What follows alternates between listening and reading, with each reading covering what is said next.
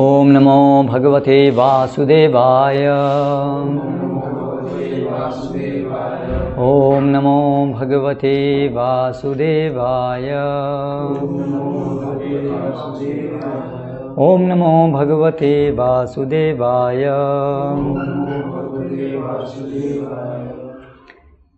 Bhagavad Gita as it is, chapter 2, correct today? Contents of the Gita summarized. Text 1. Sanjaya Uvacha. Tam tatha kripaya vishtam ashrupurna kulekshanam vishidantamidam vakyam uvacha madhusudanaha. Sanjay said, seeing Arjuna full of compassion, his mind depressed, his eyes full of tears, Madhusudana, Krishna spoke the following words. Purport.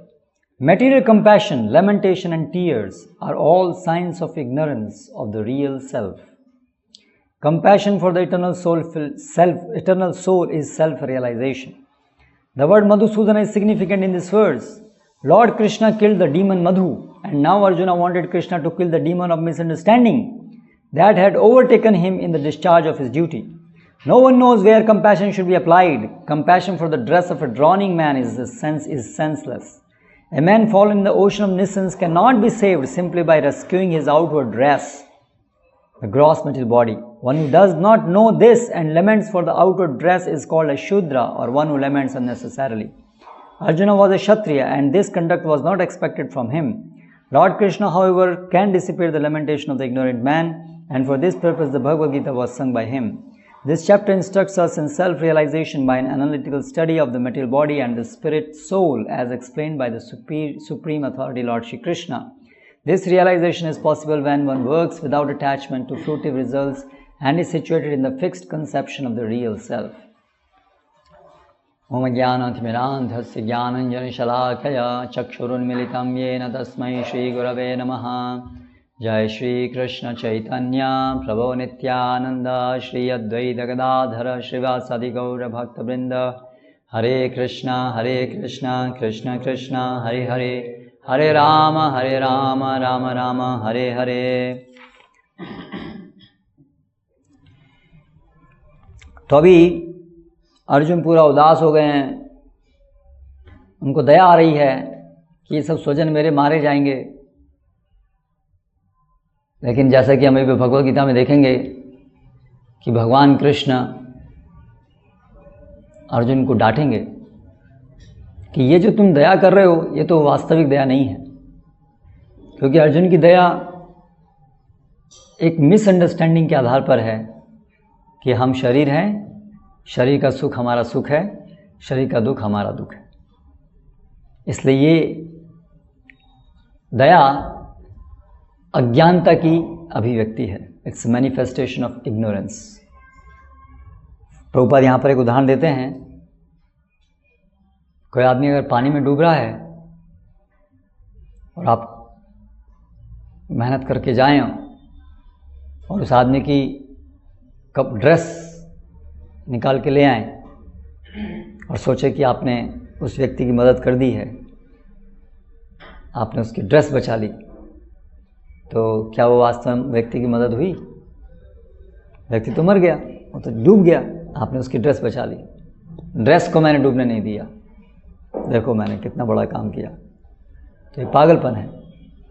तो इसी प्रकार से अज्ञानी लोग सोचते हैं कि व्यक्ति शरीर है और शरीर को बचाने के लिए, शरीर को कष्टों से निवारण करने के लिए ही केवल कार्य करते हैं और उसको सोचते हैं ये दया है, ये वेलफेयर है, सोशल वेलफेयर, समाज कल्याण। लेकिन समाज या व्यक्ति कल्याण, व्यक्ति तो शरीर नहीं है, व्यक्ति शरीर तो केवल हमारी एक ड्रेस है। तो ये शरीर की ही केवल सेवा करना, शरीर को हष्ट-पुष्ट रखना जिससे लोग खूब और इंद्रिय भोग कर सकें, तो वो तो अज्ञानता है। जैसे कभी भी हम देखते हैं किसी के हमारे हृदय में दया आती है ना, कोई बेचारा, कोई किसी को कपड़े नहीं हैं, है ना, किसी को कोई बीमारी है, कोई कुत्ता है, कोई जानवर है बहुत परेशानी में, ठंड से सिकुड़ रहा है, तो तुरंत हमारे हृदय में दया आती है, अरे बेचारा कैसा है। लेकिन अगर कोई अच्छे से कार में जा रहा है बहुत अच्छे से कपड़े पहने हुए है, खूब पैसा है, तो हमें दया आती है? हम सोचते हैं ये तो इसका मतलब किस पे दया कर रहे हैं? हमारी दया की भावना किस लेवल पर है? शरीर। अमीर है ये तो बहुत अच्छा है, गरीब है ये दया का पात्र है। अमीर और गरीब कौन है? आत्मा के शरीर? आत्मा तो गरीब अमीर नहीं है, हाँ? बीमार है नहीं है, तो अगर कोई बीमार नहीं तो हम सोचेंगे हाँ ये तो अच्छा है, इसको भी दया की जरूरत नहीं है, ये वेल ऑफ, ये ठीक है, अच्छा है। कोई बेचारा है, बेचारा हम किसको मानते हैं? जो बीमार है वो। इसका मतलब हम देहात्म बुद्धि में है, हम लोग सोच रहे हैं केवल शरीर के आधार पर। तो अगर हमारे अंदर वास्तविक ज्ञान होगा तो हम किस के ऊपर दया करेंगे? सोल के ऊपर, कि जैसे ये कोई अगर इग्नोरेंस में चल रहा है तो उसके ऊपर दया करनी चाहिए कि अभी इसको नॉलेज नहीं है कि तो संसार में फिर कौन ऐसा है जिसके ऊपर हम दया करेंगे? जो भक्ति से विहीन है, मतलब सभी लोग, सारे लोग, क्योंकि सभी लोग तो अज्ञान में हैं। हाँ, मतलब भक्त जो नहीं है तो वो सभी लोग अज्ञान में हैं। अमीर और गरीब का प्रश्न नहीं है, बीमार और सभी लोग को जरूरत है दया की। करेक्ट। सो ये समझना बहुत ज़रूरी है कि रियल कंपैशन वो है ज्ञान के आधार पर कंपैशन। केवल कपड़ा नहीं बचाना है, उस आदमी को बचाना है। इस परिप्रेक्ष्य में आदमी है, पर्सनल है, वो आत्मा अभी कष्ट भुगत रही है। आपने ये शरीर को आज बीमारी से बचा लिया, कल को उसको दूसरा शरीर मिलेगा, उसमें कोई दूसरी बीमारी होगी। और शरीर मिलना अपने आप में बीमारी है, शरीर ही बीमारी है। आत्मा के लिए शरीर अपने आप में बीमारी का लक्षण है। करेक्ट। तो वास्तव में जब हम देखना शुरू करेंगे कि आदमी आत्मा है, शरीर नहीं है, शरीर तो उसकी केवल एक पोशाक है। ठीक है, पोशाक की भी थोड़ी आवश्यकता है, पोशाक की भी देखभाल करने की, जिससे कि जो अंदर आत्मा है वो अपना आत्मा साक्षात्कार का कार्य कर सके। इस दृष्टि से शरीर की देखभाल करना चाहिए। लेकिन इस दृष्टि से शरीर की देखभाल करना कि शरीर अगर खुश है तो आदमी सुखी है, ये अज्ञानता है। करेक्ट।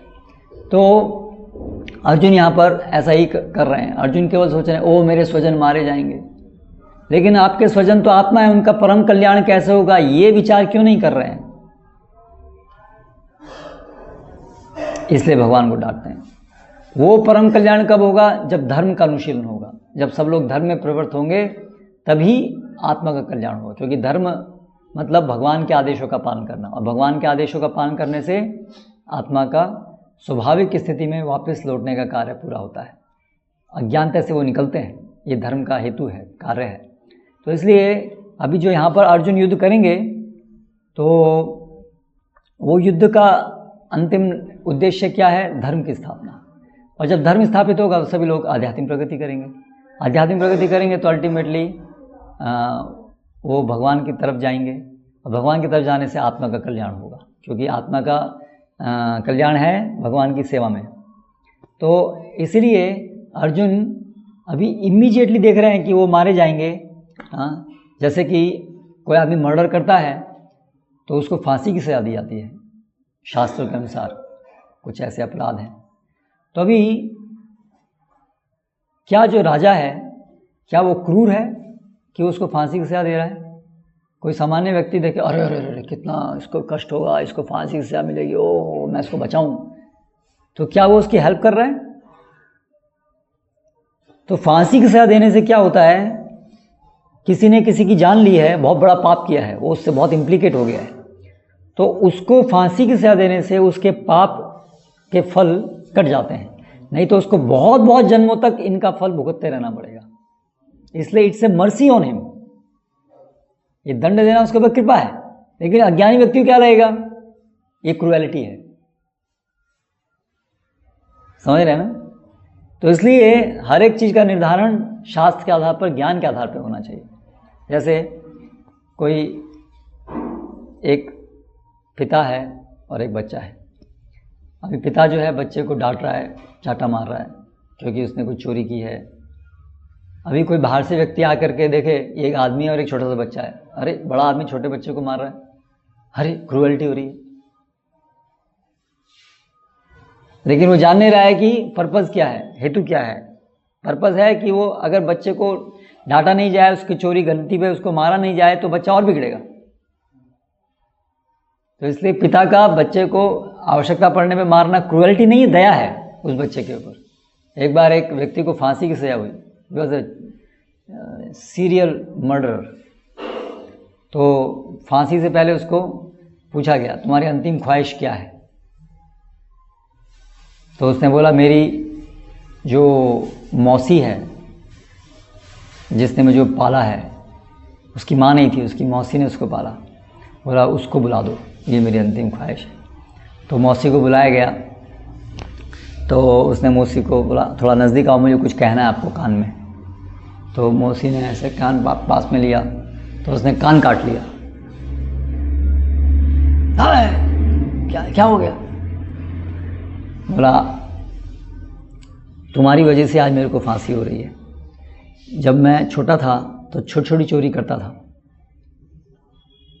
तब तुमने मुझे रोका नहीं, तुमने मुझे डांटा नहीं, तुमने मुझे शय दी, जिससे मैं धीरे धीरे बड़ा चोर हुआ और धीरे धीरे एक क्रिमिनल बन गया और मर्डरर बन गया, है ना। तो वो माता पिता का बच्चे को डांटना रोकना क्रूएल्टी नहीं है, उसके ऊपर दया है, नहीं तो वो और बड़ा पाप करेगा। उसी प्रकार से राजा का क्रिमिनल को दंड देना वो कृपा है उसके ऊपर और समाज के ऊपर। उसके ऊपर कृपा है क्योंकि उसको दंड भुगतने से उसके पाप कर्म फल खत्म हो गए और कुछ बुद्धि में आया कि नहीं करना है। और साथ साथ प्रशिक्षण भी है, केवल राजा दंड ही नहीं देता है, राजा का काम सिखाना भी है, ये क्यों गलत है क्या है वो भी करता है राजा, जैसे यहाँ पर हम देख रहे हैं। और दूसरे समाज के लोगों को भी दया है, क्योंकि अगर क्रिमिनल लोगों को रोका नहीं जाएगा तो वो दूसरों को भी हानि पहुँचाएंगे। तो इस प्रकार से अभी यहाँ पर जो युद्ध हो रहा है उसमें इन सब लोगों को, दुर्योधन इत्यादि, उन सबको रोकना और युद्ध में उनको मारना, चाहे भले ही वो स्वजन क्यों ना हो, लेकिन अभी वो स्वजन जो है वो धर्म के विरुद्ध है ना। तो इसलिए धर्म की रक्षा के लिए क्षत्रिय को इवन अपने स्वजन यदि अधर्मी हो जाए तो उनको भी आवश्यकता पड़ने पर दंड देना पड़ता है, मारना पड़ता है। तो इसीलिए ये अर्जुन का जो अभी जो युद्ध हो रहा है ये वास्तव में सबके ऊपर बड़ी कृपा है, क्योंकि इससे जो अधर्मी है वो शमित होंगे, वो मारे जाएंगे या रुकेंगे और धर्म स्थापना होगी। लेकिन अर्जुन अभी ये ऐसा नहीं समझ रहे हैं। ऑफ कोर्स अर्जुन तो भगवान के नित्य पार्षद हैं, लेकिन वर्तमान समय भगवान की अपनी इच्छा से वो मोह में आ गए हैं, जिससे कि भगवद गीता कही जा सके, है ना। तो इसलिए ये अर्जुन ऐसे इग्नोरेंस में बोल रहे हैं। सो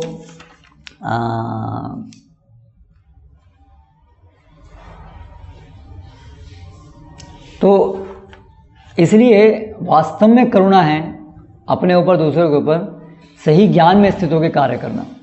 यानी कि हम कृष्णदास हैं, कृष्ण की सेवा करना, कृष्ण की सेवा करेंगे, कृष्ण के आदेश के अनुसार कार्य करेंगे तो ऑटोमेटिकली हम बेस्ट सब करेंगे, अपने लिए दूसरों के लिए सबसे परम हित करेंगे। इसलिए वो हमारी लाइफ का केंद्र होना चाहिए। To understand from Bhagavad Gita and from other Vedic literatures कि क्या करना है क्या नहीं करना है, धर्म क्या है, क्या भगवान की इच्छा क्या है, और उसके अनुसार अपने पूरे जीवन को मोल्ड करना, दैट इज़ वो सही डायरेक्शन है अपने जीवन के लिए और समाज के लिए, और उसके बिना हम कभी सही डायरेक्शन में नहीं जाएंगे। फिर नेक्स्ट आगे अभी भगवान बोलना शुरू करते हैं। श्री भगवान उवाच कुतस्त्वा कश्मलिदं विषमे समुपस्थितम् अनार्यजुष्टम स्वर्ग्यम कीर्तिकरम arjuna. The Supreme Personality of Godhead said, My dear Arjuna, how have these impurities come upon you? भगवान उसको बता रही है इम्प्योरिटीज़ हैं। सामान्य लोगों को लगेगा अरे हाँ अर्जुन कितना दयावान है, कितना दया उसका भावना है, लेकिन Krishna is seeing this is not real daya, ये तो अज्ञानता है ना।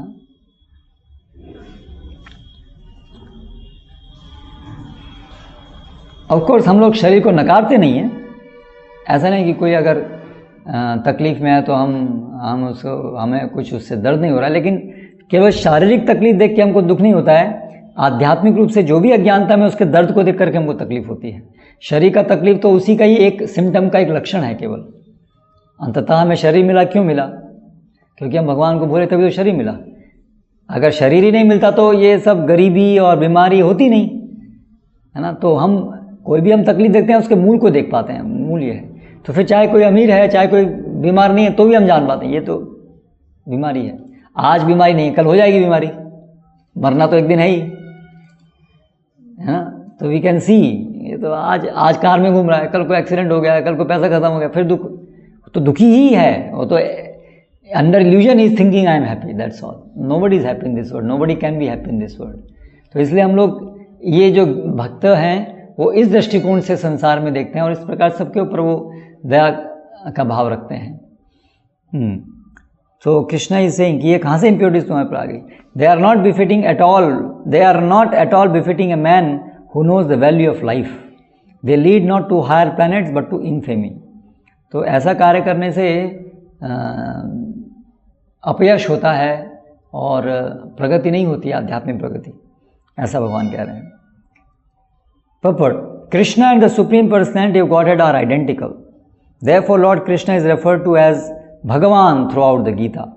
Bhagavan is the ultimate in the absolute truth. Absolute truth is realized in three phases of understanding, namely Brahman, or the impersonal all-pervasive spirit, that is, then Paramatma, or the localized aspect of the Supreme within the heart of all living entities, and Bhagavan, or the Supreme Personality of Godhead. Lord Krishna in Srimad Bhagavatam, Lord Krishna. In the Srimad Bhagavatam, this conception of the absolute truth is explained thus: Vadanti tat tattavidas tattvadyanamadvayam brahmeti paramatmeti bhagwaniti शब्दते। तो जो परम सत्ता है, absolute truth जो है, वो तीन level पर समझी जा सकती है। एक पूर्ण पुरुषोत्तम भगवान, व्यक्ति, supreme person. Second, supreme person का इस भौतिक जगत में मैनिफेस्टेशन या एक्सपेंशन, जो हर एक के हृदय में जिस रूप में भगवान रहते हैं, जिसको हम परमात्मा कहते हैं। और एक पूर्ण पुरुषोत्तम भगवान के दिव्य शरीर से निकलने वाला एक प्रकाश जो पूरे वैकुंठ जगत में विद्यमान है, और जिस प्रकाश की थोड़ी शक्ति से इस जगत का सब सूर्य, चंद्र इत्यादि प्रकाशित होते हैं।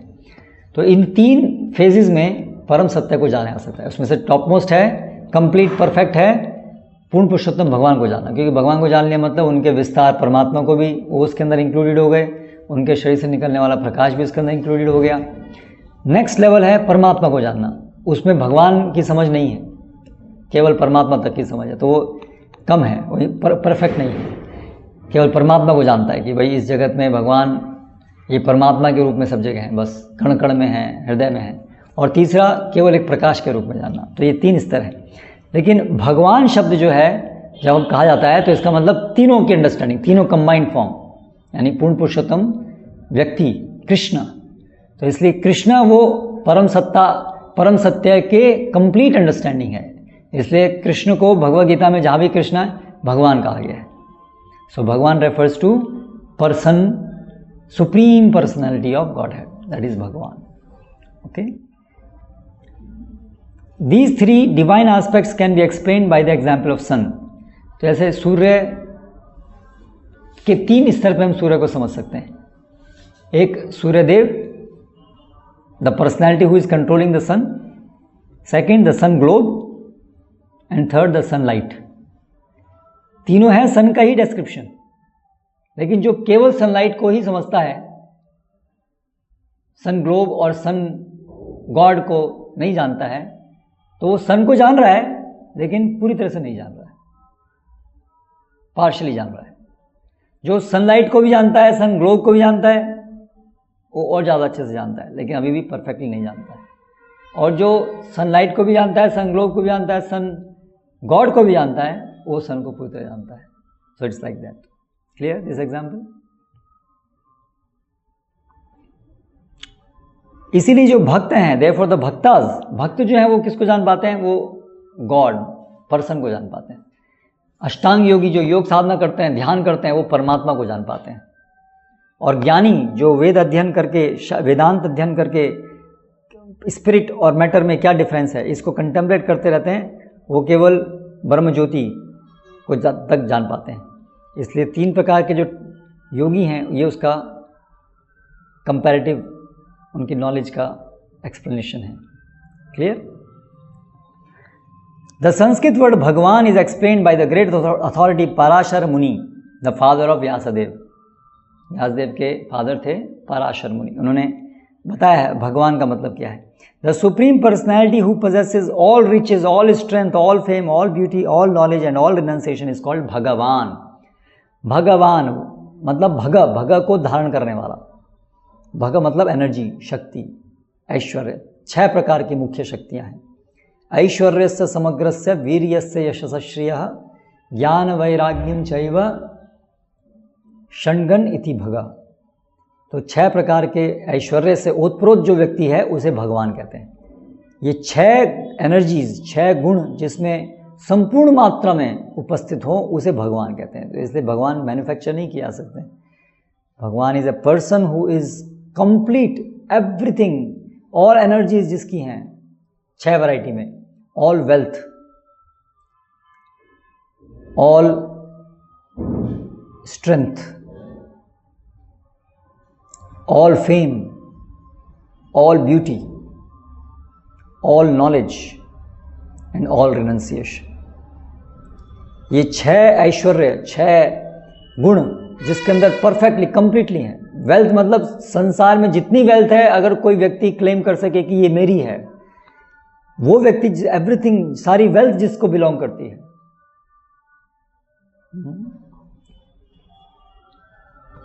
Who is supreme in wealth, who is supreme in strength. No one is as good as him in strength. No one is as wise as him, as knowledgeable as him, as beautiful as him, and as renunciant as him.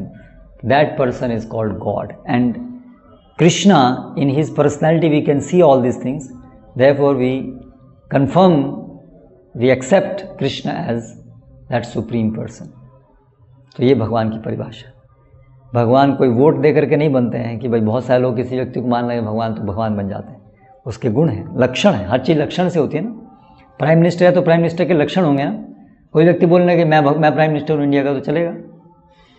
Prime minister के लक्षण हैं, everything should run by his order. वो order करे, नहीं ऐसा होगा तो ऐसा होना चाहिए।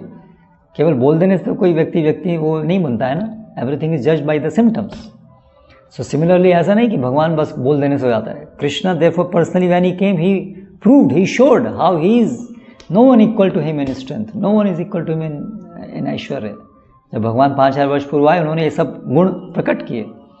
उनका ऐश्वर्य देखेंगे, ही हैड 16,000 वाइव्स।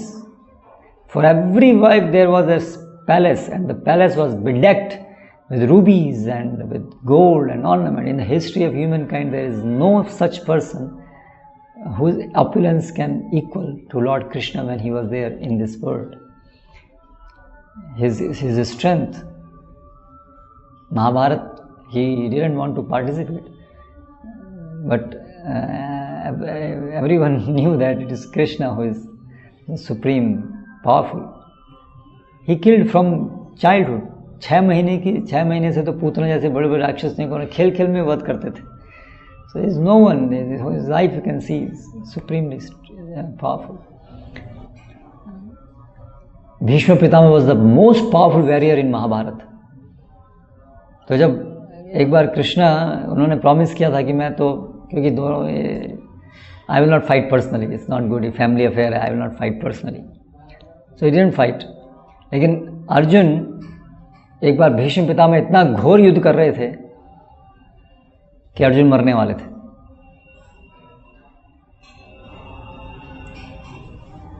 तो भगवान को अपना प्रॉमिस तोड़ना पड़ा फॉर हिज डिवोटी। तो उन्होंने रथ का पहिया उठाया और भीष्म को मारने चले गए। But Bhishma actually is a devotee, लेकिन किसी कारण से वो दुर्योधन की तरफ से लड़ रहे थे। So then he immediately accepted, yes Krishna, now you please kill me. इससे बड़ा और मेरे लिए सौभाग्य क्या होगा, that you will kill me. So then fight ended. Ended means that day ended, that fight of that day ended. Means Bhishma also knew he is the greatest warrior, but Krishna is a servant of Krishna. Why servant? He is supreme. So there is no equal to Krishna. So therefore Krishna is supreme. It's not just by vote, it's not just he's told, he's proved. Is there. ईश्वर परम कृष्ण सच्चिदानंद विग्रह, ऐसे शास्त्र में बहुत सारे श्लोक coat किए हैं प्रभुपाद ने यहाँ पर। सभी आचार्यों ने स्वीकार किया है, सभी ग्रेट ग्रेट ऋषि ने स्वीकार किया उनके लक्षणों को देख करके। Then why we should not accept? Are we greater than Vyasadev in understanding Krishna, in understanding supreme truth? So therefore, with faith we should accept Krishna. And gradually, if we follow the Krishna's way, then Krishna will reveal himself to us. Hare Krishna. Any question? Krishna ji तो वचन दिए थे ना कि अपन मतलब शस्त्र नहीं उठाने, तो पेट रखा भैया कैसे उठा? क्योंकि उनके लिए अपनी पर्सनल प्रॉमिस को तोड़ने से ज़्यादा महत्वपूर्ण है अपने भक्त को बचाना। ही इज भक्त वत्सला।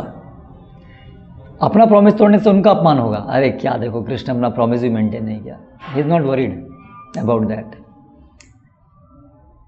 His most important quality is his love for his devotees. तो यहाँ पर भगवान ये सिद्ध करते हैं कि फॉर मी मेरा अपना मान सम्मान कुछ नहीं है। For my devotee, I can break my promise also. That is Krishna's unique quality, that his love for his devotees. उसके लिए वो अपना मान सम्मान सब भी वो भी छोड़ सकते हैं। No, you are not convinced? हम अपना प्रॉमिस करते हैं तो देखो मैं नैतिकतावादी हूँ, मैं अपना प्रॉमिस रखा, yes, that is good. लेकिन for Krishna there is even a level higher than that. His devotees protection, he is ready to give that up. उनका अपमान होगा ना, आशय होगा, अरे देखो कृष्ण ने अपना प्रॉमिस तोड़ दिया, कोई बात नहीं, लोग मेरे को उलाहना देंगे, no problem, but I cannot tolerate कि my devotee is be in trouble. Hare Krishna. Shri Prabhupada की जय।